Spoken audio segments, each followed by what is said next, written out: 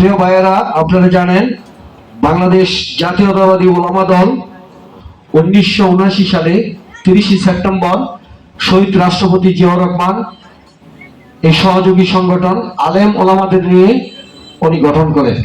সেই থেকেই এই ওলামা দলের পথ চলা, এই ওলামা দল পথ চলার মাধ্যমে দলের হয়ে সহযোগী সংগঠন হয়ে এই ওলামা দল বিগত স্বৈরাচার সরকারের আমলে আমরা দেখেছি ওলামা দলের অনেক নেতৃবৃন্দ জেল খেটেছেন এবং মামলা খেয়ে বাড়ি ছাড়া ছিলেন।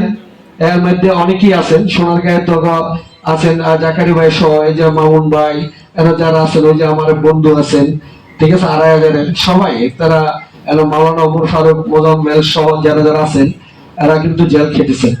আর জেলের খাটার পরে আমি একজন লোকের দায়িত্বশীল কাজ করি, আজহার ইসলাম মান্নান ভাই, উনি জানান ওনার কনসার্নে আমি সবাইকে অনেকের যাবে মাওলানা ফারুকের যতগুলো মামলা আছে জামিন করাইছি, চেষ্টা করছি থাকার জন্য। কিন্তু আপনারাও কিন্তু দলের জন্য অনেক পরিশ্রম করেছেন। আপনারা এই যে মামুন ভাই, জাকারিয়া ভাই, আমি দেখছি প্রত্যেকটি প্রোগ্রামে ওনারা সক্রিয় ভূমিকা, ওলামা দল ছিল, জেলা বিএনপির প্রোগ্রাম হোক যেন ওনারা সক্রিয়ভাবে অংশগ্রহণ করেছে। দায়িত্বশীল লোকের কাছে নারায়ণগঞ্জ জেলা আহ্বায়ক কমিটি দিয়েছেন, তার জন্য কেন্দ্রীয় ওলামা দলের নেতৃবৃন্দকে ধন্যবাদ জানাই।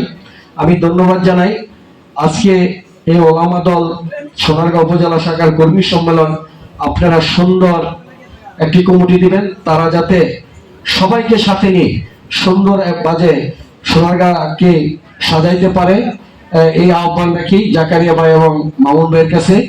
আর আরেকটা বিশেষ করে হলো, আপনাদের ভূমিকার কথা তো বললে আমি শেষ করতে পারবো না।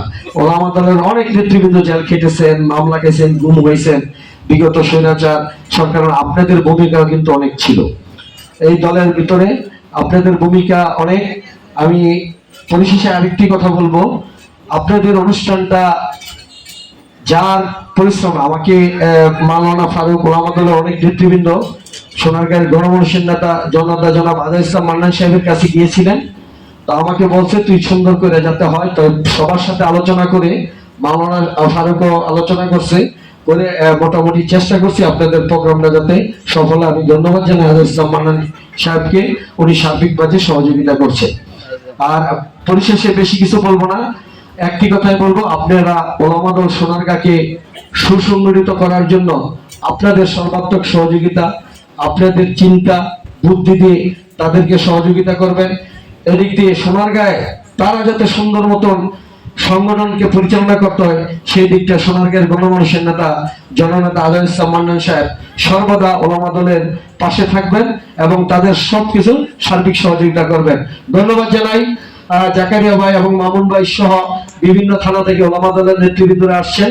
আপনাদেরকে আপনাদের সুস্বাস্থ্য কামনা করে, দীর্ঘায়ু কামনা করে, আপনাদের পথ চলা যাতে সামনে সুন্দর হয়, সবাইকে নিয়ে ঐক্যবদ্ধভাবে বিগত স্বৈরাচার সরকারের আমলে যেমন ফ্যাসিস্টের বিরুদ্ধে আন্দোলন করে ঐক্যবদ্ধ থেকেছেন, অদূর ভবিষ্যতের সামনে নির্বাচন আসবে, আপনারা জানেন, সবাই ঐক্যবদ্ধভাবে থেকে এই ওলামা দল সর্বশক্তি নিয়ে আপনারা মাঠে থেকে মানুষের ঘরে ঘরে বিএনপির ভারপ্রাপ্ত চেয়ারম্যান জনাব তারেক রহমানের 31 দফা নিয়ে আপনারা মাঠে সক্রিয় ভূমিকা রাখবেন এখন থেকে, এই আশাবাদ ব্যক্ত করে আমি আমার সংক্ষিপ্ত বক্তব্য শেষ করছি। বাংলাদেশ জিন্দাবাদ, বাংলাদেশ জাতীয়তাবাদী ওলামা দল জিন্দাবাদ, শহীদ রাষ্ট্রপতি জিয়াউর রহমান, বেগম খালেদা জিয়া জিন্দাবাদ, আগামী রাষ্ট্রনায়ক জনাব তারেক রহমান জিন্দাবাদ, নারায়ণগঞ্জ জেলা ওলামা দল এবং সোনারগাঁও ওলামা দল জিন্দাবাদ। আসসালামু আলাইকুম।